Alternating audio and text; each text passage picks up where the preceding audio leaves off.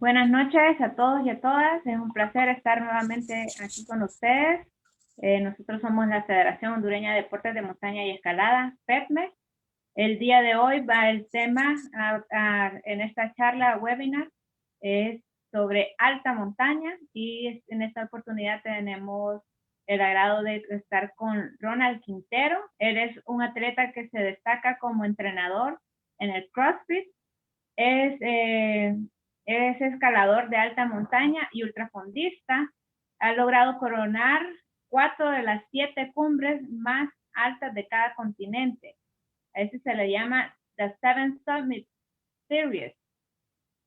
El gran reto conocido como The Explorers Grand Slam. Él es conocido como el primer hondureño que quiere realizar este reto y tenemos el agrado de contar con la presencia de él el día de hoy. Y bienvenidos a todos y todas nuevamente. Y adelante, Ronald. Gracias, Rina. Y desde ya, gracias a todos los que están conectados. Quiero primero agradecerles, ¿no? ¿Verdad? Por tomarse el tiempo en compartir con nosotros en esta charla. Quiero que se relajen, así que si tienen un tecito por ahí, un cafecito, con semita, con lo que sea, ustedes relájense y vamos a tratar de pasar un momento agradable, ¿no? Con esta charla. Y de nuevo también quiero extender mi agradecimiento a la FEDME por hacerme parte de este foro. Me siento muy honrado, verdaderamente, y espero que lo que podamos compartirles a todos hoy, esta noche, ¿verdad? Sea de un mayor entendimiento en sí de lo que es alta montaña y lo que implica, ¿no?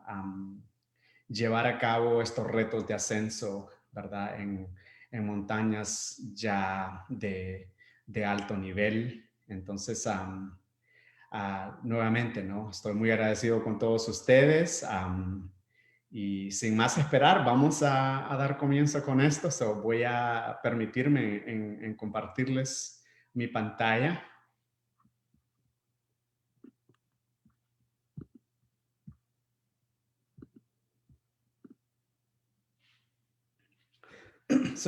Lo primero, ¿no? Para iniciar es que tenemos que definir, ¿no? ¿Qué es la alta montaña?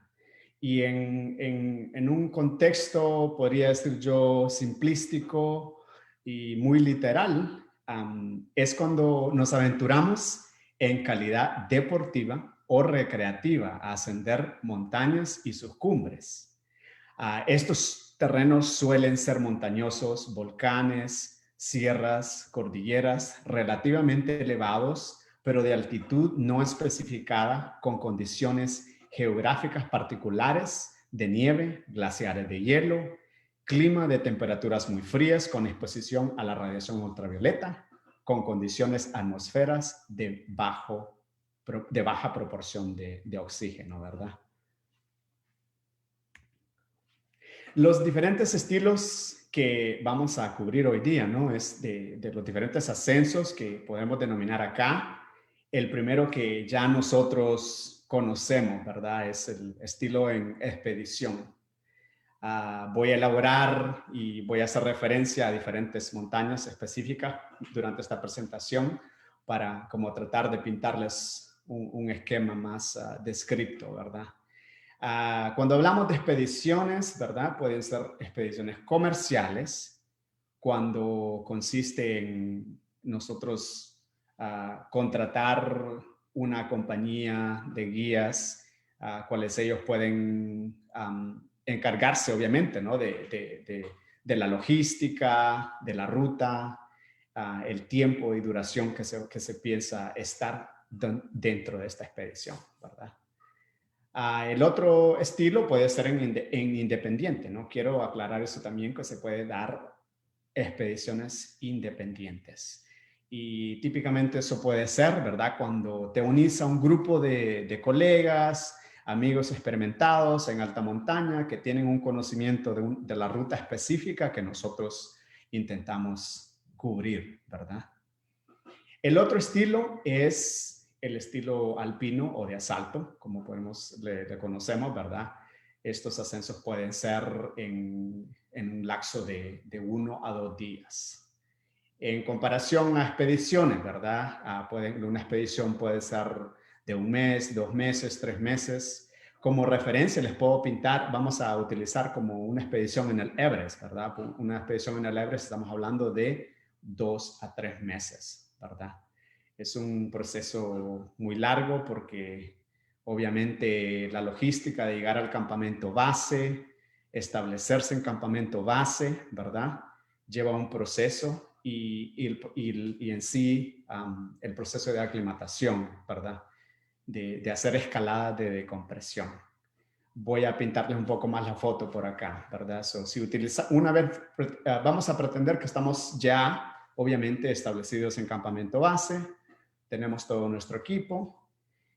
Lo primero que podemos hacer, ¿verdad? Es organizarnos, de tener un equipo tal vez de comunicación, hacer el chequeo cruzado del equipo que vamos a emprender, ¿verdad? En los distintos campos ya de altura. El siguiente proceso, ¿verdad? Sería obviamente moverse entre campamentos medios como campamentos de altura, ¿verdad? Durante ese proceso vamos a imaginarnos, ¿verdad? Que hacemos estas escaladas como nosotros le conocemos, escaladas de compresión, que es para lograr alcanzar una mejor aclimatación, ¿verdad? De cierta manera, si pensamos que vamos a movernos 500 metros de altura, ¿no? Entre un campamento a otro para mover equipo, qué sé yo, o provisión, eso lo utilizamos de una manera neurológica, hacerle ese simulacro al cerebro de que estamos en altura, pero al descender momentáneamente, lo estamos como engañando, se podría decir, ¿no? Entonces, a eso es lo que me quería referir como escaladas de decompresión que se utilizan mucho para una mayor aclimatación. En términos de asaltos alpinos, ¿verdad? Quiero destacar, ¿verdad? Que tenés que tener un mayor conocimiento de la ruta, distancia, lapso de altimetraje en el que vos buscas moverte, ya sea por hora, qué sé yo, algo así por el estilo, ¿verdad? Entonces, pensás en tu equipo, ¿verdad? En un equipo liviano, ligero, lo muy esencial, ¿verdad? Lo muy esencial. Obviamente sin olvidar lo más primordial, ¿no? Equipo de supervivencia, cual vamos a entrar más momentáneamente en muy breve. ¿Ya? Pasando a lo siguiente, ¿verdad? Las temporadas ideales para estos ascensos típicamente suelen darse durante la primavera, el inicio de verano o parte del verano también, ¿verdad? Y quiero aclarar, ¿verdad? Que todo esto depende en sí la montaña que estamos buscando, ¿verdad? En su región geográfica que se encuentra, porque debo destacar de que hay montañas que se pueden llevar a cabo o estos ascensos que se pueden llevar a cabo, ¿no? En estas diferentes montañas que se presta para hacerlo durante la temporada de todo el año, ¿verdad? También insiste, y quiero mantenerme un poco dentro de ese contexto para no olvidarlo, es de que tenemos que considerar, ¿verdad?, la región específica donde se encuentran estas montañas, ¿verdad? Donde se encuentran estas cordilleras. Porque si hablamos de alta montaña en términos de altura, ¿no? Podríamos decir, bueno, tradicionalmente diríamos que cualquier montaña o cualquier cumbre de una montaña que exceda los 4.000 a 5.000 metros, constituiría, ¿verdad?, lo que es como alta montaña. La realidad es de que en sí varía, ¿verdad? Puede variar esto porque si estamos por lo menos digamos, en el sur de España, ¿no? En las montañas del sur de España. En el sur de España, estas montañas, después de los 1.500 a 2.000 metros, se constituye ya como alta montaña. Y la razón por ello es por sus temperaturas, por la presión atmosférica, ¿verdad? la presión atmosférica. Entre más aislados estamos del Ecuador, qué sé yo, eso influye, ¿no? Entonces, eso quiero aclarar, ¿no? Que alta montaña en términos de altura tiende a variar, ¿verdad? De lo que típicamente estamos acostumbrados a pensar, de que suele ser de 4.000 a 5.000 metros de altura. So, existe también el montañismo invernal, ¿verdad? Lo que le conocemos como ice climbing, el backcountry skiing, que conocemos aquí en Estados Unidos, que se dan en entradas de invierno cuando empiezan a caer las tormentas de nieve más grandes que se suelen dar, ¿no? Al comienzo de la temporada invernal. Estos ascensos se pueden decir que son mucho más exigentes, mucho más técnicos, tienen un riesgo mayor y más adelante les voy a explicar por qué, ¿verdad? Pero típicamente, ¿no? Si pensamos como en un ascenso con esquís, ¿verdad? Se utiliza una técnica que se llama skinning, ¿no? Se le adaptan un tipo de fondas a la parte de abajo de los esquís que te permite hacer como estilo trekking con ellos. Al llegar ya a la cumbre, obviamente el montañista le quita ese skin, ¿verdad? Y ya puede utilizar sus esquís para hacer el descenso en velocidad de skiing, como tradicionalmente se haría, ¿verdad? En términos de equipo esencial, ¿verdad? Para alta montaña. Si la pantalla que les estoy compartiendo, les tengo que aclarar que muestra mucho y a la vez muestra muy poco, ¿verdad? Incluso el listado que hice, lo hice de una manera muy así breve porque quiero explicarlo, ¿verdad? Dependiendo a la expedición o al ascenso que buscamos hacer nosotros, independientemente puede ser en estilo expedición o en estilo alpino, ¿verdad? Va a variar, dependiendo la ruta, la montaña y la ruta, más específico la ruta, la temporada del año en que lo vamos a hacer, ¿verdad? Eso es lo que determina tu equipo esencial, ¿verdad? Para ese ascenso que buscas. Pero para mencionar de los varios que tenemos por acá, ¿no? Tenemos la mochila de expedición o de asalto. Si estamos hablando de mochila de expedición, voy a utilizar el monte Denali precisamente, ¿no? Para una expedición en el Denali, para una mochila de expedición, estamos hablando que tiene que tener una capacidad de 100 litros, ¿verdad?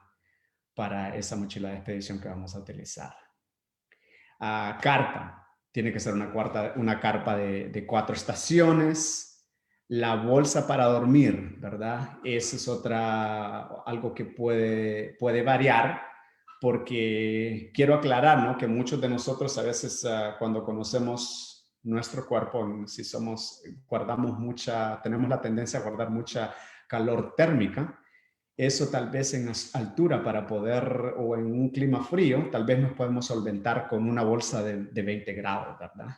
En comparación del mínimo requerido para una expedición en Denali, que vendrían siendo de 0 grados, ¿verdad? Entonces, esos son influyentes dentro de ese tema. Botas para montañismo, dobles o simples, obviamente con sus respectivas calcetas, ¿verdad?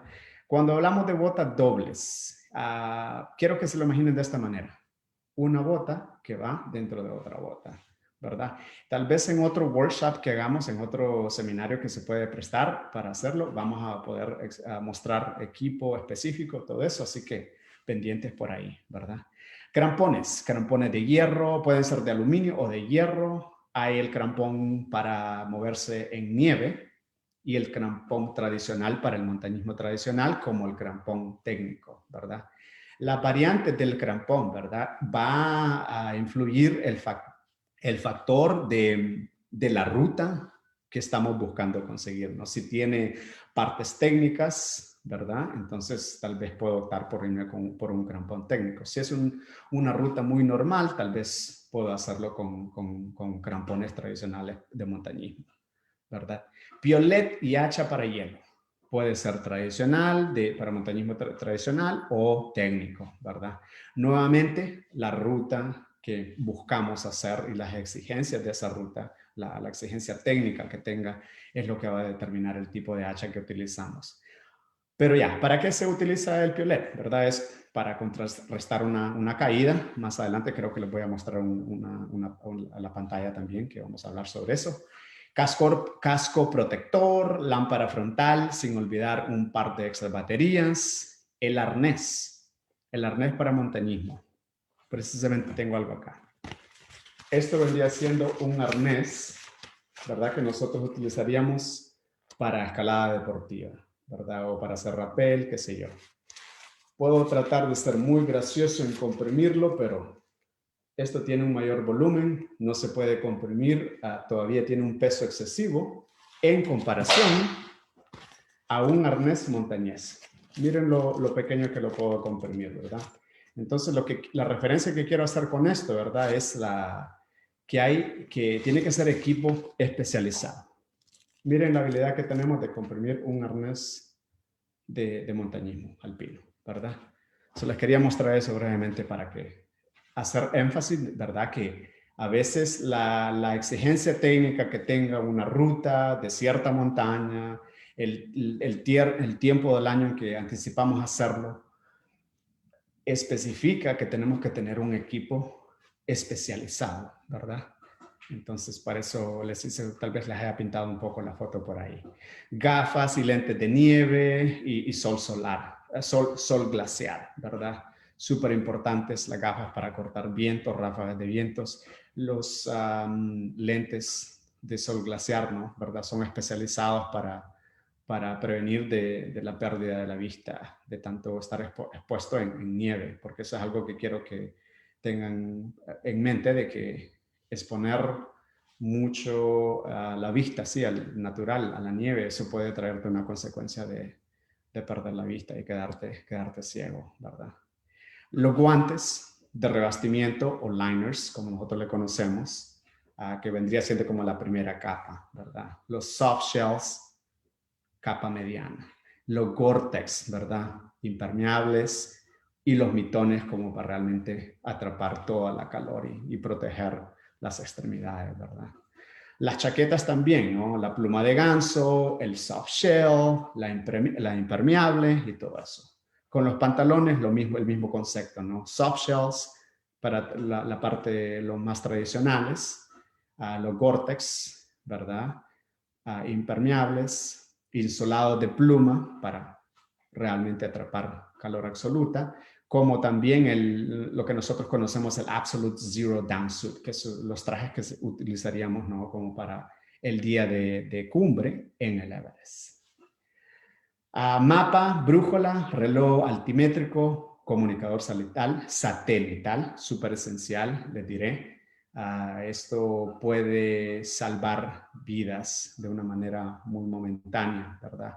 Una experiencia que les puedo compartir, no una experiencia personal, pero Kilian Jornet, ¿verdad? Incluso hizo un blog sobre esta experiencia que él tuvo, ¿no? Que gracias a su reloj altimétrico que tenía GPS, ¿verdad? Logró salvarse durante uno de sus primeros intentos de velocidad que él estaba tratando de buscar en el Everest. Lo atrapó a la poca visibilidad, tormentas de nieve, y entonces, gracias a su reloj, pudo hacer un descenso inmediato, ¿verdad? Siguiendo la misma ruta que él había hecho en su vida. Pero sí, en la imagen ustedes pueden ver ahí que hay otros accesorios, ¿verdad? Que nuevamente vienen a ese de decirse, ¿no? Depende la montaña o el ascenso y ruta que estamos buscando conseguir. ¿Cómo empezar en alta montaña? Tengo que decir que empieza con el entrenamiento físico básico, ¿verdad? Lo más importante es tener un chequeo médico previo, ¿verdad? Antes de entrar en un proceso de entrenamiento físico, ¿verdad? Es súper importante saber de que nuestros órganos, nuestro corazón está, o sea, nuestro sistema cardiovascular respiratorio, ¿verdad? Está apto para sostener un entrenamiento, las exigencias de un entrenamiento físico, ¿verdad? El plan nutricional, súper importante, ¿verdad? Estamos exigiéndole mucho al cuerpo en durante nuestros entrenamientos, ¿verdad? Entonces, es importante mantener ese plan balanceado, ¿verdad? Que nos ayude a mantener esos niveles óptimos de recuperación, ¿verdad? La parte cardiovascular, ¿verdad? Como el correr, el ciclismo, la natación o remar, ¿verdad? Son súper esenciales. Y quiero hablar también de algo, una parte muy, cuando nosotros pensamos en el sistema cardiovascular, ¿no? Hay algo que nosotros conocemos como VO2 max, que simplemente es la habilidad de cómo el cuerpo procesa el oxígeno para sustentar, mantener los órganos, o sea, para alimentar los músculos, ¿verdad? Y siento que eso lo logras, esos números son métricas que se utilizan, ¿verdad? Como para medir un nivel de fitness, podríamos decir ahí, ¿no? Un nivel óptimo de fitness que te ayuda, obviamente, ¿no? A tener una, no solo tener la confianza de que estás físicamente preparado, pero en sí puede de cierta manera, ¿no? Genéticamente o de una manera neurológica, a decir que te ayuda a tener una mejor aclimatación, ¿verdad? El entrenamiento cruzado, incorporación de pesas y desarrollar resistencia son súper importantes. Tiene que llevar un proceso gradual, ¿verdad? La parte que quiero mencionar acá, ¿no? Es que como entrenador físico, ¿no? A veces he conocido atletas, ¿verdad? Deportistas que solo se enfocan en correr, en correr, en correr, nunca incorporan entrenamiento de pesas y de repente entran en este tenor de experimentar lesiones. Cuando vos haces un análisis, ¿verdad? Y determinate que ellos tienen imbalances musculares, ¿verdad? Pueden existir esos imbalances musculares en que tal vez una pierna tiene más músculo que el otro, el flexor izquierdo tenga un imbalance en comparación a mi flexor derecho, ¿no? Entonces eso puede afectar mi habilidad en cómo manejarme en terrenos escarpados, ¿verdad? Como hay una inclinación o estoy compensando de una manera, mi cuerpo puede compensar de una manera súper rara que me puede llevar a tener mayores lesiones, ¿verdad? El desarrollo de la resistencia, ¿verdad? Eso es gradual, poco a poco, ¿no? Empezar con poco, ir aumentando el volumen de ya sea físico, ¿verdad? Ya, para dar como pintar una mejor foto acá, ¿no? Lo más básico tiene que ser, bueno, el senderismo básico, ¿no? Empezar con poca distancia, rutas bien marcadas, incorporar peso gradualmente y siempre poniendo a prueba equipo, ¿verdad? Como también la nutrición. ¿Y cuál es la importancia de eso, no? Nunca, es importante encontrar el equipo que funcione que se funcione bien para ti, ¿no? Un equipo que te sientas cómodo, que lo moldees a tu estilo, ¿no? Que te dé lo que está, para lo que está diseñado, el confort, como diríamos nosotros, ¿no? Que está diseñado.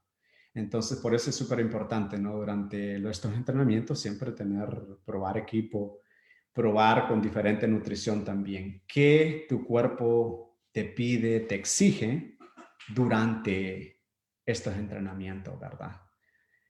Después podías entrar al senderismo técnico, ¿no? Rutas y senderos más escarpados, con un grado mayor de inclinación. Poco a poco pueden buscar incrementar tu volumen de kilometraje, ¿verdad? Y se fijan que en esto estamos aumentando volumen de kilometraje, en acumular más kilómetros. ¿Cuál es la importancia de esto? ¿Verdad? Es entrenar que el cuerpo tenga esa capacidad de recuperarse, como decimos, de la noche a la mañana, que el cuerpo pueda recuperarse no óptimamente, pero de una manera suficiente para que pueda funcionar, ¿no? A moverse el siguiente día. Cuando estamos hablando de una expedición, ¿no? Esas son las exigencias de que tiene que dársele al cuerpo, ¿no? De tener esa capacidad, ¿no? De moverse día por día, tras día, ¿verdad? Cuando estés listo o lista para emprender, ¿verdad? ¿Qué nos viene a nosotros? ¿Qué nos viene a la mente? ¿O qué les puedo compartir? ¿Qué énfasis podemos hacer? ¿Qué cosas hay que tomar en mente, ¿verdad? Primero, háganse la meta, ¿verdad? De la cumbre que buscan alcanzar. Y voy a detenerme un poquito acá, ¿verdad? Para hacer un énfasis diferente. Y quiero que sueñen esa cumbre, ¿verdad? En lo personal, para mí, la gente que me conoce, ¿verdad? Siempre hago ese énfasis, ¿no? De que cada cumbre a la que yo me he enfrentado o para la que yo me he entrenado, para la que yo he acarreado mucho sacrificio económico, físico, de tiempo, etcétera, ¿verdad? Porque hay que asumir todo eso. Es muy grande, ¿verdad? Si lo vemos de esta manera muy literal, es algo muy grande, un sacrificio muy grande. Entonces, la manera para nosotros realmente quererlo buscar con el mayor énfasis de que realmente lo queremos lograr es llenarnos de pasión, ¿verdad? Convertirlo en un sueño grande. Así que eso les invito a ustedes, ¿verdad? Hay que soñar cada cumbre. Sueñen cada cumbre que ustedes quieran buscar, ¿verdad? A obtener el equipo básico y específico para esa montaña. Súper esencial, ¿verdad? Cual me lleva a la parte 4 acá, ¿no? De que hay que investigar la ruta para una mejor preparación, ¿no? Puedes contratar un guía o unirte con alguien ya de experiencia, alguien que haya cubierto esa ruta y que esté dispuesto a unir fuerzas contigo, ¿verdad? Entonces, eso es súper muy esencial. Eso marca la diferencia, ¿verdad? Hacer esa parte propia uno de tener un conocimiento absoluto, ¿verdad? Tener un plan de logística flexible, por ejemplo, permisos, itinerarios de vuelo, visas, duración de expedición, qué sé yo, como hospedaje, ¿verdad? Súper esencial. Voy a tomar acá un ejemplo, ¿no? Muchas veces tenemos que estar conscientes de que estas montañas, ¿verdad? Están dentro de parques nacionales, que son zonas protegidas, ¿verdad? Entonces, a ello hay un control, ¿verdad? De guardaparques, ¿verdad? Que está a cargo para mantener esa preservación, ¿no? De estos lugares, de mantenerlos lo más intacto posible, ¿no? De tener un control de visitantes, qué sé yo. Entonces, todo eso es lo que trae, por ejemplo, aquí muchas de las montañas en Estados Unidos, aquí en California, donde yo resido, precisamente tienen nosotros lo que nosotros conocemos red tagging, ¿verdad? Red tape, que siempre hay un control de permiso. Tienes que pagar por un permiso o hacer un trámite de permiso de wilderness, qué sé yo, y otro de ascenso, ¿verdad? Y otra montaña que puedo hacer puedo expresarles, ¿no? Como ejemplo, es el Aconcagua, ¿no? Cuando pensás en una expedición en el Aconcagua, ¿verdad? Siempre hay un control súper detallado de permisos que se tienen que hacer en la ciudad de Mendoza, precisamente. Y estos permisos no crean que uno puede tomar las vías cortas ahí. Sería imposible, créanme. Y no los invito a que hagan eso, ¿verdad? Eso no es la etiqueta de un montañista.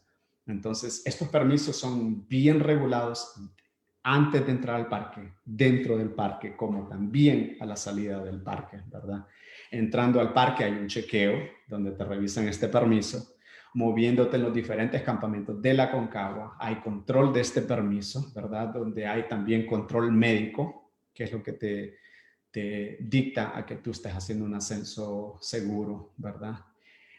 Este mismo permiso, a través de este permiso, ellos los guardaparques, ¿verdad? Pueden tener ese control de que lo que llevas contigo, en este caso voy a utilizar, ¿verdad? En los desechos humanos, ¿verdad?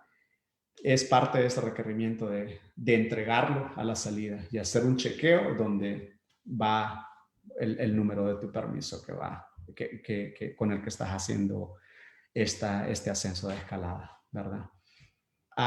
Visas, ¿verdad? Las visas. Es súper importante saber al país donde anticipamos movernos, entonces tenemos que saber, ¿no? de antemano que hay un control de visas y que tengo que aplicar, con cuánta anticipación tengo que obtener mi visa, ¿verdad?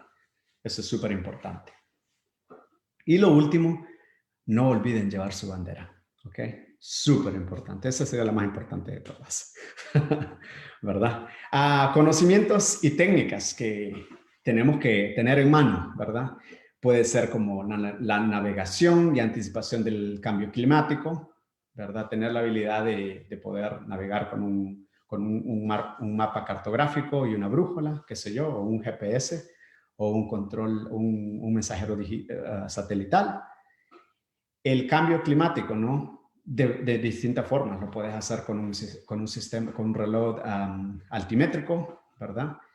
Y la otra parte más, que es la que más me gusta a mí, ¿no? Es hacerlo al estilo muy natural, ¿verdad?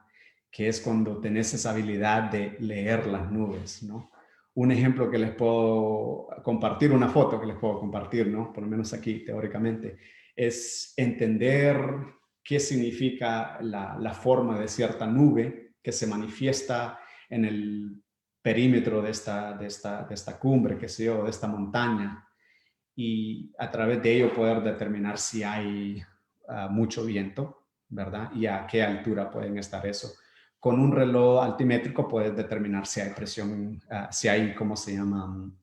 Precipitaciones, ¿verdad? Si hay presión baja o presión alta, y eso va a darte un conocimiento de que se pueden dar tormentas de nieve, qué sé yo, o tormentas eléctricas, ¿verdad? Métodos de supervivencia y primeros auxilios, súper importantes. A veces te toca ser tu propio doctor, ¿verdad? Y tener esos conocimientos son súper esenciales. O a veces si te toca rescatar a alguien también, ¿no? De darle primeros auxilios a alguien más, ¿verdad? Autodetención contra caídas con piolet, ¿verdad? Aquí es donde entramos en eso. Desearía tal vez mostrarles un video, pero no se prestó para hacer eso, pero sí, para eso es precisamente lo que se utiliza el piolet, ¿verdad? Para contrarrestar una caída que nosotros, en cuanto estemos haciendo un ascenso y si vamos en una zona súper expuesta a grietas, qué sé yo, y por alguna razón perdemos el balance, ¿verdad? En vez de deslizarnos a una grieta, tenemos que tener esa habilidad de autodetenernos, conseguir esta autodetención inmediata, ¿verdad? Nuevamente, en otro episodio tal vez podemos mostrarles eso en un video, qué sé yo, en un workshop diferente. Rescate y autorrescate. Por aquí me voy a detener, ¿no? A veces tenemos que pensar que tenemos que tener la habilidad de rescatarnos a nosotros mismos, como tal vez rescatar a nuestro colega, ¿verdad? En cuanto al autorrescate, quiero que hagamos una distinción en que se puede dar una circunstancia donde suframos un accidente, una caída a una grieta, ¿verdad? Y voy en un equipo de expedición, vamos en encordado, ¿verdad? Entonces el resto de mi equipo logró la autodetención de una caída mayor a una grieta, pero yo tengo que tener esa capacidad de hacer autorrescate o lo que nosotros conocemos acá, ¿no? En inglés, que se llama self-crevasse rescue. Tener esa habilidad de yo poder salir del frío inmenso que puede haber en una grieta y yo poder ascender esa soga, ya sea utilizando poleras o los yumar, que le llamamos, ¿verdad? Nudos y sus diferentes configuraciones. No voy a entrar en detalles ahí, pero eso se practica como también en otra modalidad, ¿no? Como la escalada deportiva. Cómo cramponear con eficacia, ¿verdad? Súper esencial. Está la técnica, ¿no? De lo que le llamamos la técnica francesa, que tal vez en otro momento le vamos a mostrar algo por ahí, pero por ahora solo quiero exponerlo de que es importante tener esas habilidades. Avalanche training o el entrenamiento de avalancha, súper importante, ¿verdad? Y lo que esto constituye es simplemente la habilidad de yo poder entender la consistencia de cómo está la nieve en el terreno que yo estoy haciendo mi ascenso, y tener ese conocimiento, ¿no? De la consistencia de la nieve, si está propensa a una avalancha, qué sé yo. A eso es lo que se refiere cuando decimos avalanche training, ¿verdad? Travesía en encordado, cual ya lo mencioné, ¿verdad? Súper importante. Es la única manera que uno puede navegar entre glaciares que están súper expuestos a grietas y todo, que presentan ese peligro inminente, ¿verdad? Cómo montar carpas en campamentos de altura, súper esencial también, ¿no? Sería fácil, para explicarles un poco o pintarles una foto teórica, voy a usar el Denali, Monte Denali, ¿verdad? Bien diferente es montar carpas en los campamentos bajos del Denali en comparación a los campamentos de altura, ¿verdad? Donde el hielo está completamente congelado y literalmente tenés que cargar una sierra o un serrucho, como diríamos nosotros en Honduras, ¿verdad? Para cortar bloques de nieve y conseguir organizar un prado y buscar darle esa planitud y compactabilidad, utilizando esos mismos bloques de hielo para armar paredes que ayudarían a cortar ráfagas de viento, ¿verdad? Y tormentas por el estilo. O sea, súper esencial eso. Riesgo y peligros en alta montaña. Como ya conocemos, ¿verdad? El mal de montaña. Esta vez quiero explicar que existen 3 tipos de alta montaña.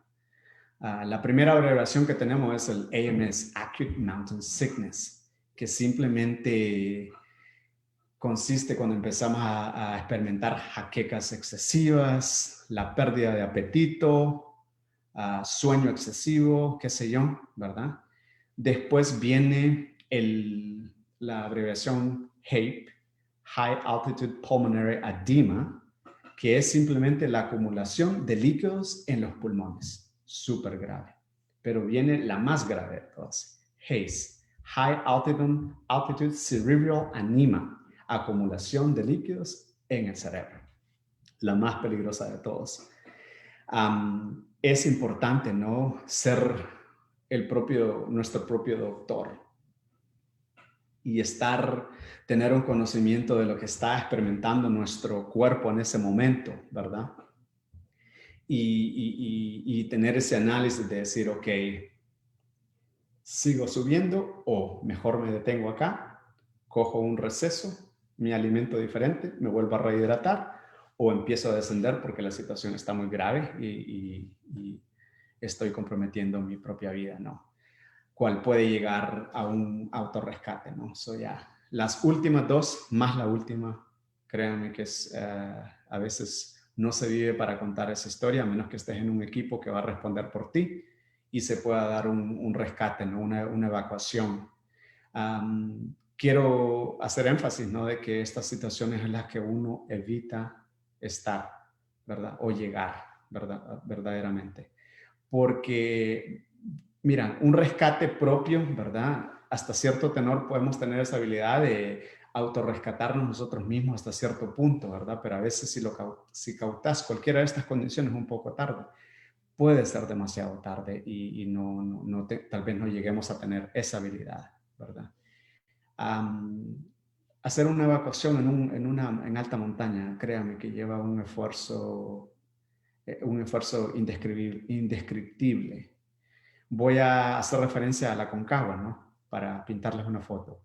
Un rescate, ¿verdad? Por los rescatistas, una evacuación por rescatistas en el Aconcagua, si es ya en campamento de altura, ¿verdad? Donde no hay acceso de helicópteros, que un helicóptero no puede aterrizar, se lleva un promedio de 12 rescatistas para rescatar a un cliente, ¿verdad? Y ustedes se preguntarán, ¿por qué 12 personas, 12 rescatistas para una sola persona? No pueden ser 4, ¿verdad? Bueno, se toma 6 personas para poder moverse con una camilla, ¿verdad? Y se utiliza ese sistema rotativo, ¿verdad? Que tal vez por ciertos metros cubre un equipo de 6, automáticamente se rota y se cubre el otro equipo restante de los 6. Cubren a cargar la camilla para evacuar a este cliente a un punto que tal vez pueda llegar un helicóptero, ¿verdad? Quería pintarle esa foto por ahí. No es un escenario que uno tiene, no es el escenario más agradable, ¿verdad? Que uno puede imaginarse. La naturaleza y su riesgo, ¿verdad?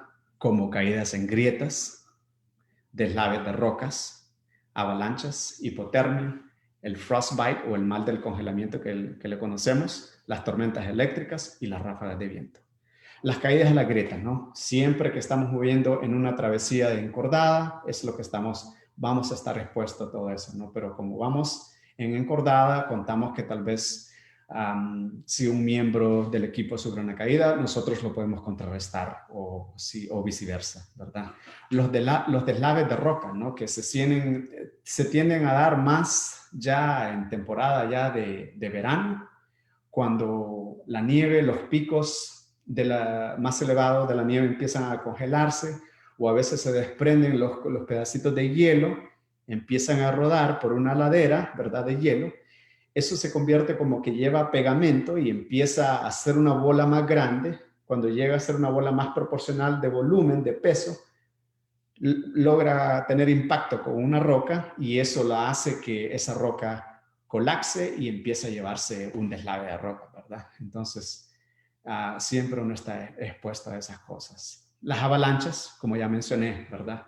Impredecibles, nuevamente lo podemos contrarrestar sabiendo y teniendo un conocimiento si el terreno está propenso para avalanchas o no. La hipotermia, ¿verdad? La pérdida de esa temperatura que el cuerpo de los órganos, ¿verdad? Esencial, normal que tiene que mantener el cuerpo. Si nos exponemos demasiado a eso, ¿verdad? Puede llegar lo que conocemos como frostbite, el mal del congelamiento, ¿verdad? Que es cuando perdemos el contacto de una parte de las extremidades. El cuerpo entra en supervivencia en estas circunstancias, les quiero aclarar, ¿no? Típicamente en una situación de estas, si estamos experimentando excesividad de frío, el cuerpo es tan inteligente que lo que va a hacer va a tratar de buscar a proteger y solo va a tender a mandar la mayor parte del oxígeno a los órganos vitales, el corazón, ¿verdad? Y los riñones, proteger esos órganos vitales. Entonces, cuando estamos hablando, ¿no? Como la punta de los dedos, la punta de los dedos de los pies, es cuando no va a llegar tanto ese fluido de oxígeno, no va a alimentar esos tissues de los dedos, qué sé yo. Entonces, esas extremidades son las que están expuestas al mal del congelamiento, ¿verdad? Cautarlo muy tarde puede ser súper catastrófico, así que siempre uno tiene que utilizar esa técnica, ¿no? De mantener el balance, de siempre estarse protegiendo, ¿no? Utilizando el sistema de capas que nosotros conocemos, ¿no? En la parte del cuerpo, como también nuestras extremidades que siempre van a estar expuestas, las manos o la nariz, ¿verdad? Las tormentas eléctricas, ¿verdad? Esto viene con el conocimiento de anticipar el clima, pero a veces no se da que lo podés detectar a tiempo y a veces es muy tarde y te estás enfrentando a ello y puede ser un peligro eminente, ¿verdad? Las ráfagas de viento, ¿no? Son un peligro muy eminente porque si vas en una zona muy expuesta, una ráfaga de viento te puede arrastrar y te puede llevar a una grieta, ¿verdad? Y llego a lo último acá, ¿verdad? Es el no dejar rastro. Quiero hacer énfasis en algo para poder conseguir explicar esto. Es de que tal vez lo que les he presentado acá se vea como que puede crear un temor en nosotros. No quiero que lo tomen de esa manera, ¿ok? No quiero que lo tomen de esa manera porque las montañas son bellas. Las montañas son para todos, ¿verdad? Pero es de nosotros saber cómo entenderlas, cómo estar en ellas, ¿verdad? Entonces, espero que con lo que haya explicado hoy día les pinte una mejor foto para tener ese conocimiento básico, ¿verdad? Pero sí, hay que siempre hacer el mayor esfuerzo, ¿verdad? De no dejar rastro. Y cuando decimos no dejar rastro, ¿verdad? Es que tenemos que ser conscientes que lo que llevamos a la montaña lo vamos a traer, ¿verdad? Y quiero pintarles una foto que una vez me hizo una reflexión a mí, una vez, estando en esta montaña de aquí de Washington que se llama Monte Rainier, y estaba comiendo mi comida favorita que me gusta comer en altura, o sea, mi snack favorito que me gusta comer en altura, que son los corn nuts, las semillitas de maíz, tal vez con un poco de picante o con sal, siempre se me antojan en altura. Y una vez se me cae una semillita en la nieve y lo ignoré un poco, sigo comiendo. Curiosamente, al ya terminarme de disfrutar este snack, vi la semillita y dije, ok, esto no se puede quedar acá. Y me entró esa reflexión natural, ¿no? De que no quería que se lo comiera, o sea, finalmente me di cuenta de entrar a esa reflexión, de que esa semillita no se podía quedar ahí, ¿verdad? Una semillita tan simple de maíz, ¿verdad? Con conservativos, que era la sal y un poquito de picante, no se podía quedar ahí porque esa zona estaba como a 10.000 pies de altura, que tendrían como 2.200 metros, ¿verdad? Entonces, esa es la altura donde predominan las marmotas, uno de mis animales favoritos, les cuento, de las altas montañas. Y me puse a reflexionar, no, si esta semillita se la come una marmota, le va a alterar. Me di cuenta que le podía alterar el sistema digestivo a este animalito. Entonces, ¿qué opté por hacerlo? Lo levanté y me lo comí. Y siempre trato de ejercitar eso, ¿no? De ser consciente hasta de las cosas que pueden ser más simples como esa. Entonces, les quería compartir eso como experiencia, ¿verdad? De que tenemos que ser conscientes hasta de lo más minucioso que se pueda ver algo, ¿verdad? Es lo que se va, lo que llevamos, se viene con nosotros, ¿verdad? Estos lugares son pristinos, son indescriptibles, ¿verdad? Y solo cuando visitamos estos lugares conseguimos leer esa magnitud de lo que son las montañas y de lo que significan para nosotros espiritualmente, ¿no? En que, en que nos enriquece la vida humana, ¿verdad? Nos hace ver como una cosa tan pequeña en un terreno tan vasto, ¿verdad? Pero enfrentarnos a sus elementos y a sus complejidades, ¿verdad? Nos hace mejores humanos porque cuando estamos a nivel del mar, los problemas que solemos vivir acá se nos hacen como poca cosa, ¿verdad? Entonces esa es la fortaleza espiritual y humana que le da a uno las montañas. Y por eso considero que es súper esencial respetarlas dentro de todo su margen, ¿verdad? Y con esto he concluido esta presentación para ustedes. Cualquier pregunta y respuesta que tengan, voy a pasar acá con Rina para entrar tal vez en algún tipo de preguntas que ustedes puedan tener. Muchas gracias desde ya, yo les agradezco muchísimo. Rina, voy a pasar con usted.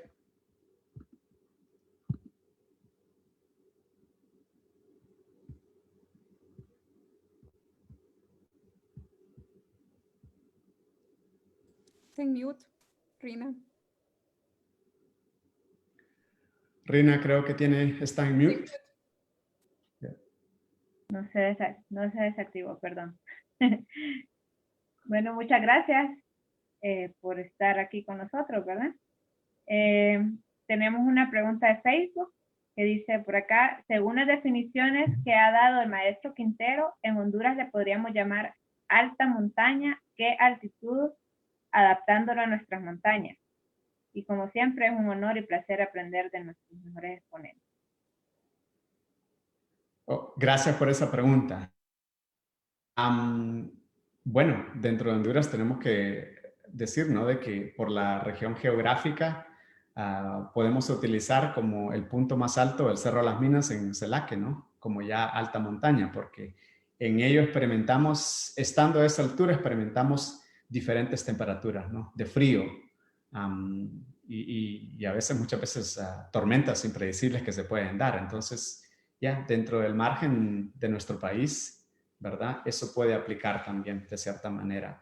Y quiero hacer un énfasis, ¿verdad? Que si nosotros nos damos Celaque como de ataque de un día, como decimos nosotros allá, ¿verdad?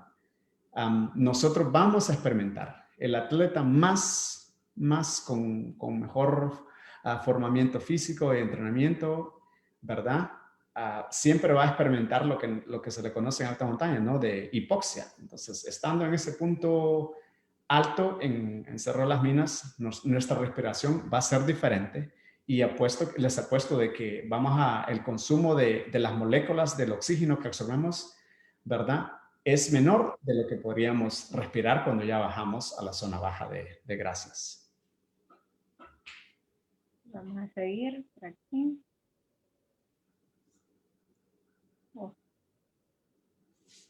Dice Roberto, ¿qué costo monetario tiene una expedición a Denali? Buena pregunta también. Tendríamos que evaluarlo de dos aspectos, ¿no? Una, si lo hacemos con una compañía ya establecida de la zona, que típicamente estaría cobrando entre unos $8,000 a $10,000 por la muy expedición. Esto es aparte del equipo especializado que uno tiene que ya obtener de antemano, ¿verdad? En independiente, siento yo de que tal vez puedes ahorrarte mucho más. Siempre se hace el trámite de permisos, ¿verdad? El control de check-in que nosotros llamamos, ¿no? Con los guardaparques, que ellos te van a determinar cómo vas a moverte entre los diferentes campamentos y el equipo que estás llevando y cuándo anticipas tu salida. Diría que para una expedición independiente estamos hablando tal vez de unos $5,000 a unos $5,000 a $6,000. Okay, seguimos. Rosibel Cruz tiene varias preguntas. Dice, hola Ronald, buenas noches. Sumamente clara la charla y bajo el entendido que para alta montaña necesitas de una buena preparación, entrenamiento cruzado, alimentación adecuada, conocimiento de técnicas varias. 1. ¿Qué consejo puedes brindar de cómo afrontar los diferentes riesgos al que una persona se puede someter al momento de un ascenso? ¿Qué tipo de crampones aconseja automáticos? ¿Cuál es el peso promedio de carga al que se somete una persona al hacer una alta montaña? ¿Y cuántas pieles se usa para alta montaña? Bueno, son varias preguntas dentro de una pregunta, ¿no? Pero sí, saludos a Rosibel. Tuvimos la dicha, creo, de estar en Celaque ya hace un par de años atrás. Qué experiencia maravillosa la que tuvimos. Créanme, chicos, que se extraña. Pero sí, para contestar más o menos varias de las preguntas que hizo, ¿verdad? El equipo de capas, ¿no? Es súper esencial de utilizar capas, ¿no? La capa primera, ¿no? Puede ser una camisa dry fit, ¿verdad? De material que si sudas se seca rápido. En cuanto vas experimentando el frío, ¿no? Puede venir la soft shell. Y cuando ya estás en una altura mayor es cuando puedes incorporar ya capas mayores como como la pluma de ganso que nosotros conocemos, ¿verdad? Y el balance es mantener eso, ¿no? Es de que no guardar mucha calor, pero tampoco aguantar mucho frío. Es regularlo adecuadamente. Entonces, si usted empieza a sentir mucha calor, usted se quita una capa y así se juega con ese, ¿verdad? ¿Qué consejo le daría para poder mitigar, ¿verdad? Cualquier de esto. Es lo que expliqué anteriormente, ¿no? De tener ese conocimiento básico, hacer esa investigación de ruta específica que vamos a hacer y tener ese mayor entendimiento de las complejidades que involucra esa ruta, ¿verdad? La parte técnica para pues, yo poder prepararme mejor, de tener un piolet técnico, ¿verdad? O si tengo que llevar una soga porque tengo que hacer lo que nosotros conocemos mixed climbing, ¿verdad? Que es moverse entre terreno rocoso y entre barrancos con hielo también, ¿verdad? Entonces, tiene que ser la investigación, ¿no? Consultar con un experto. La ventaja sería, ¿verdad? Cuando ya lo hacemos con un guía especializado, porque ellos van a proveerte ese entendimiento antemano, ¿verdad? El equipo esencial que vas a necesitar y ellos siempre te hacen ese chequeo cruzado. Antes de empezar la expedición, ¿verdad? Te van a hacer ese chequeo cruzado de decir, ok, vamos a analizar cada pieza, esta pieza no es adecuada, esta sí, llévesela, esta no, y se hace ese control, ¿verdad? Entonces siento que esa es la mejor manera, ¿no? De hacerlo. Si es con alguien experimentado, se utilizaría el mismo protocolo también, ¿verdad? De utilizar la experiencia pues, de esa persona para saber de que a los riesgos que te está, o a la ruta del ascenso, lo que va a implicar llevar ese ascenso. ¿verdad? No sé si contesté muchas de las preguntas, pero por ahí le cubrí más o menos. ¿Ya? Vamos a ver. Mario Zavala dice, hola Ronald, gracias por lo compartido. ¿Cuánto tiempo previamente se debe de entrenar antes de ascender? Me imagino que la alimentación seguro debe de ser alta en proteínas. Muy buena pregunta, ¿verdad? Para contestarlo tendría que decir todo depende. Depende si lo voy a hacer en expedición, depende si lo voy a hacer en asalto alpino, depende si la ruta, ¿verdad? Si voy a hacer una ruta normal o si voy a hacer una ruta técnica, ¿verdad? Porque una ruta normal tal vez involucraría yo prepararme más en la resistencia, ¿verdad? Una ruta técnica tal vez tengo que practicar cosas específicas, ¿no? Como encordada, tengo que saber los diferentes nudos, configuraciones de nudo, qué sé yo, contrarrestar, hacer autorrescate, ¿no? Propio, si sufro algún tipo de caída en grietas. Pero sí, en términos básicos, ¿no? Todo depende si ya ellos tienen un promedio de fitness, ¿verdad? Ya de antemano. Pero, y también la exigencia de esa ruta, ¿verdad? Yo diría que entre más preparación te das, ¿verdad? Más te motivas, te da un propósito mayor para alcanzarlo, diría yo. Pero sí, diría en promedio, unos 6 meses, de 1 año a 6 meses, súper esencial. Para darles un ejemplo más específico, cuando yo emprendí la expedición de Nali, como ya tenía un nivel, ya voy a decir promedio, ¿no? ¿Verdad? De fitness, yo para la expedición de Nali me di un promedio de 9 meses. Durante esos meses, 9 meses, yo me exigí mucho a trabajar en eso, ¿no? Trabajar imbalances musculares y a trabajar esa parte mental, ¿me entendés? A ganar esa resistencia que buscábamos. Entonces, ya, en promedio puede depender, pero sí, puede ser de 1 año a 6 meses. Yo diría que es una receta muy adecuada, trabajando siempre todos esos componentes. A ver. Oscar Echenique dice, ¿has tenido un momento de peligro en alguna expedición? Gracias por la charla. Saludos. Saludos nuevamente, ¿verdad? Y sí, en varias circunstancias, gracias a Dios, no fue tan grave, ¿verdad? Que estamos aquí para contar la historia, ¿verdad? Pero sí, una de las experiencias que sí me traumatizó un poco y que me di cuenta, ¿no? Lo que puede ser las caídas de roca en alta montaña. Una vez precisamente estábamos viendo cómo se experimentaban caídas de roca en un costado de la ruta que íbamos nosotros, ¿verdad? Pero nunca anticipamos de decir, ok, bueno, está pasando en este costado, está súper aislado, no hay ningún problema, nosotros seguimos haciendo ruta por acá. Y creo que estábamos como a 700 metros de la cumbre y era una zona que estaba súper cubierta de nieve y era una nieve que tenía una consistencia súper suave. Y por los vientos que se estaban dando en ese momento, era imposible poder escuchar algún tipo de sonido de que venía una roca rodando. De repente fue una roca tan masiva que pasó casi a 3 pies enfrente de nosotros, ¿verdad? Estamos haciendo travesía y de repente pasa que hace semejante roca volando enfrente de nosotros y nos quedamos impactados, como decir, wow, ¿de dónde salió esto? Ni me di cuenta que venía en esta dirección, ¿verdad? Entonces fue como ese momento que reflexionamos y decimos, ok, ya ha habido demasiada exposición de sol en el pico de la cumbre, está muy propenso a más deslaves de roca, aparte que íbamos moviendo en travesía de donde se prestaban que habían caídas a grietas también. Entonces eso fue como el momento que me dejó sin palabras y esa vez tuvimos que abortar esa misión.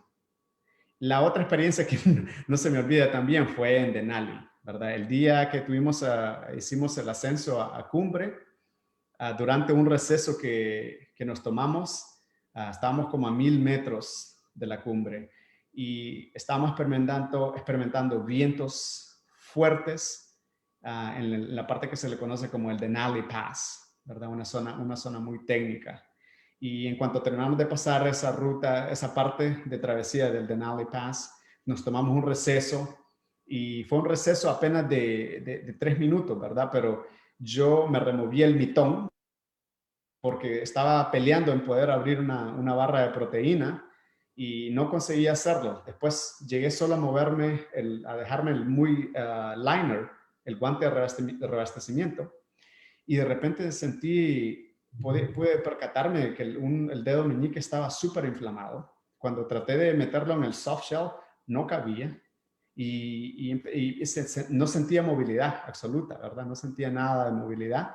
Entonces me entró aquel pánico porque nunca había visto mi dedo tan hinchado, ¿verdad? Y me desesperé mucho porque estaba peleando en ponerme el guante, el mitón para protegerme, para atrapar calor. Y fue desesperante. Como pude, ¿verdad? Yo me pegaba con la mano así, me palmeteaba para tratar de conseguir tener esa movilidad.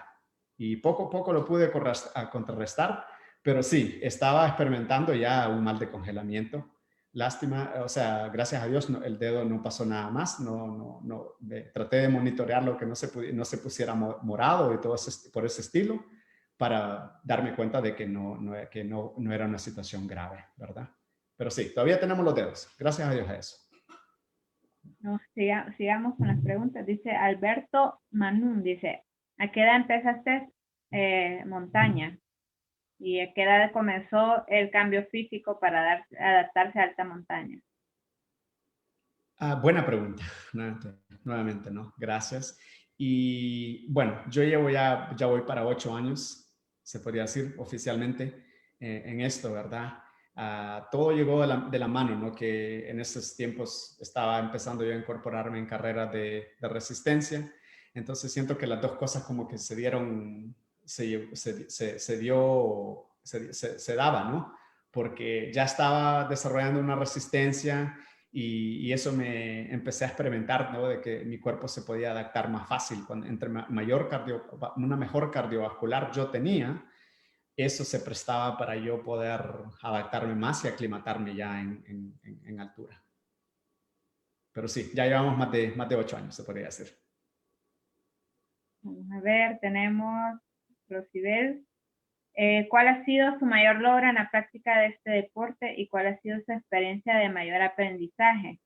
Algo así es la misma pregunta de Jorge Luis. Dice que si puede compartir una anécdota de montaña, tanto positiva como una negativa. Creo que tenemos muchas, ¿no? El mayor logro, ¿verdad? Cada cumbre para mí ha sido excepcional, me ha traído una riqueza que no la puedo conseguir explicar en palabras, ¿verdad? Porque si han sido expediciones internacionales, me he expuesto a tener esa riqueza cultural, de convivir con amigos de alta montaña en otros países, ¿verdad? Entonces, eso ha sido una riqueza que no consigo explicarla en palabras, ¿verdad? El poder plantar las 5 estrellas que estamos viendo acá al fondo en cada una de estas cumbres, creo que es la mayor de todas. Nirtis Cabrera pregunta, ¿qué es lo más extremo que ha hecho en Honduras? Lo más extremo que he hecho en Honduras. Wow. Varias cosas. Varias cosas.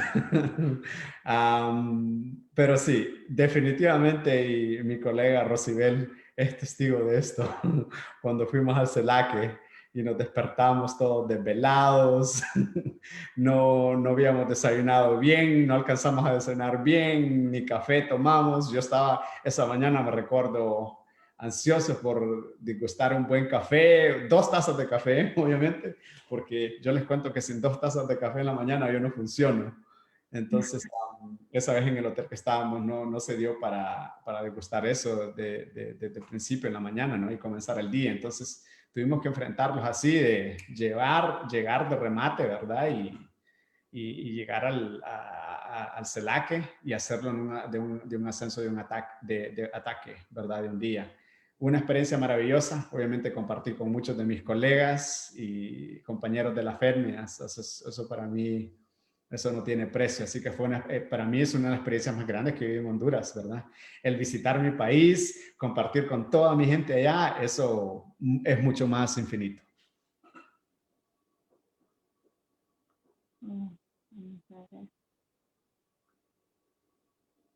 Mi pregunta, Rosibel, nuevamente.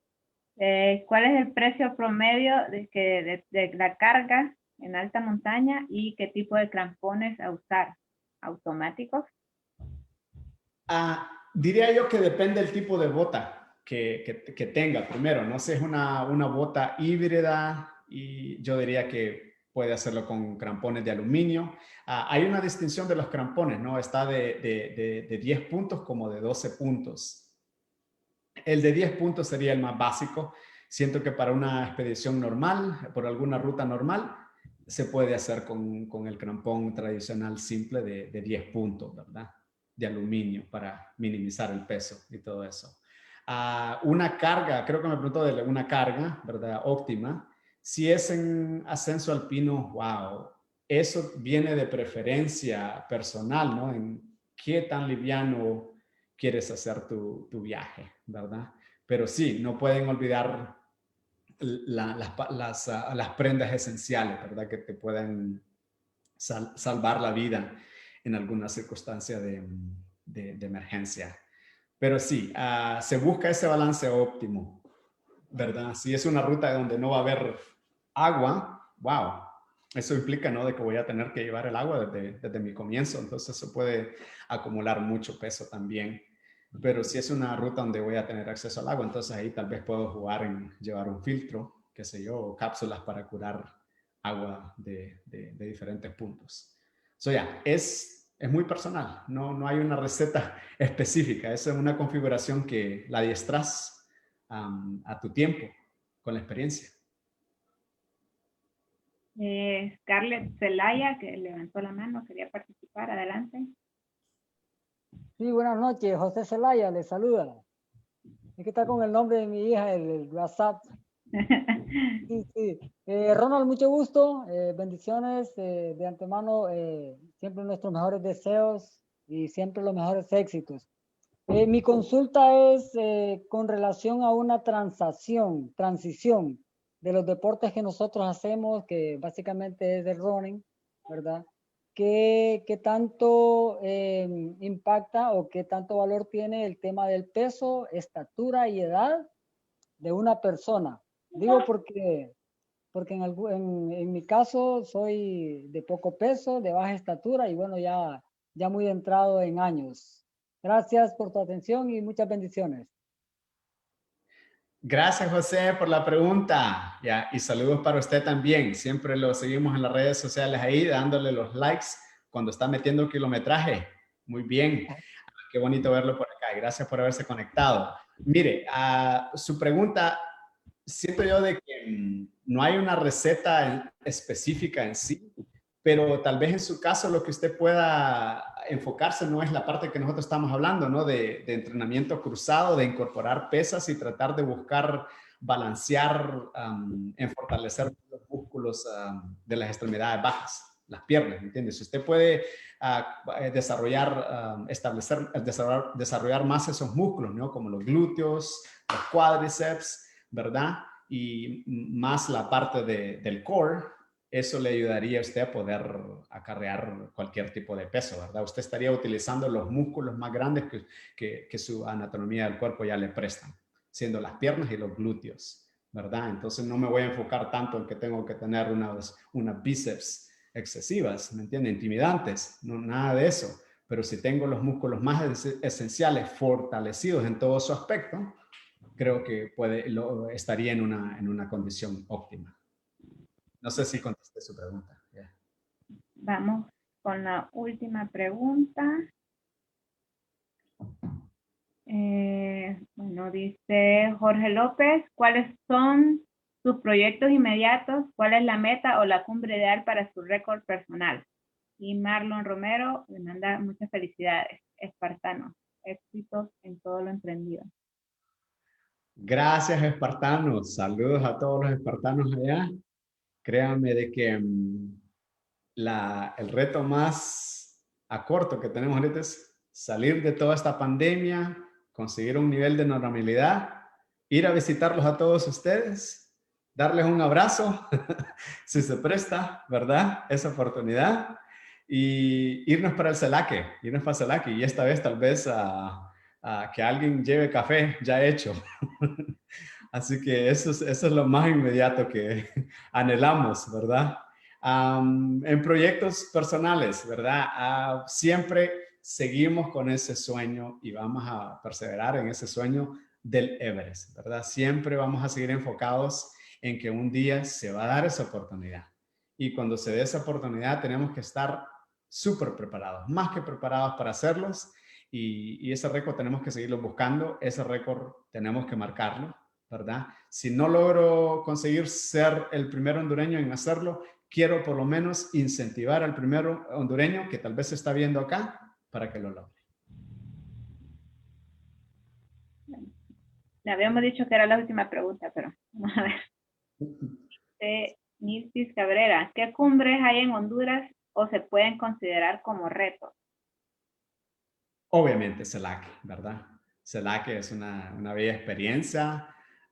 Pico Bonito es una montaña que no se ha prestado para mí hacerla, pero soñamos que un día se pueda prestar. Tal vez puedo unir fuerzas acá con los colegas.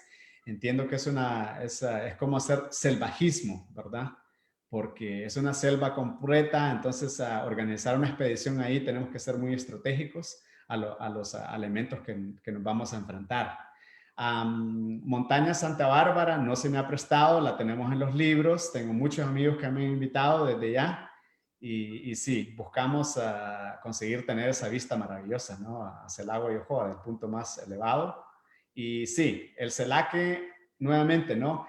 Es, obviamente, si ya tienen un nivel óptimo y ustedes quieren medirse, siempre los invito a que se den el reto CELACE de un día. Busquen hacer eso para realmente sentir, empujar el cuerpo, exigirle al cuerpo y exigirle a la mente de lo que es tener esa exigencia hipóxica, ¿verdad? De llevar a un punto y tan inmediato, con poco oxígeno y sentir eso, ¿no?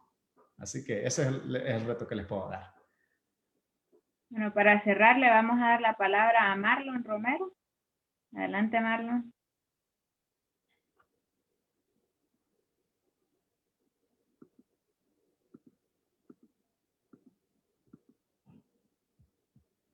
Marlon.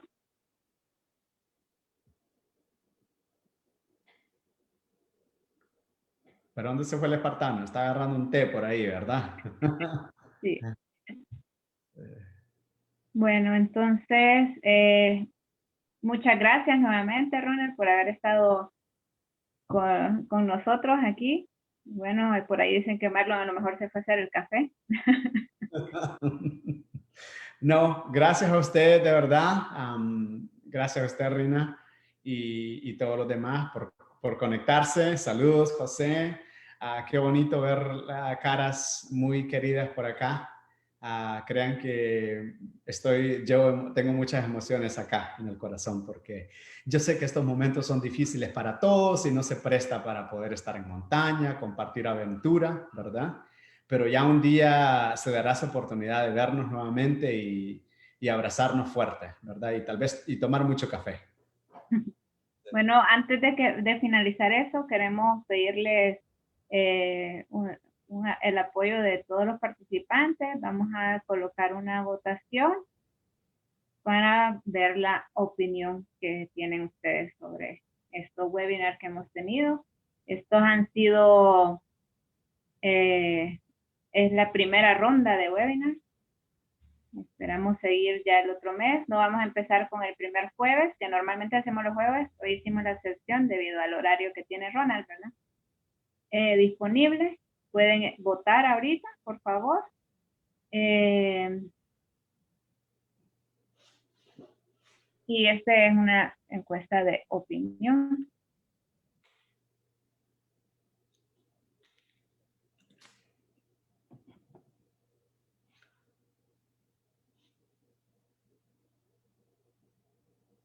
El otro jueves no vamos a comenzar con el otro mes, no vamos a comenzar con el jueves porque, si no me equivoco, es el feriado morazánico. Entonces, creo que la gente va a andar un poco dispersa. No se olviden cuidarse si van a salir, ¿verdad? Tener todas las precauciones. Recuerden que estas charlas no reemplazan lo que es una formación profesional y presencial, ¿verdad? Esto solamente es para que todos vayamos sabiendo un poco de lo que nos gusta hacer, haciendo una retroalimentación de las personas que han logrado poder hacer algo de montaña, de escalada, y se van a ir dando cuenta que no podemos hacer montaña si no sabemos escalada y viceversa. No sé si ya hicieron, creo que ya hicieron todos una votación, y les agradecería mucho, y solamente los esperamos en la próxima.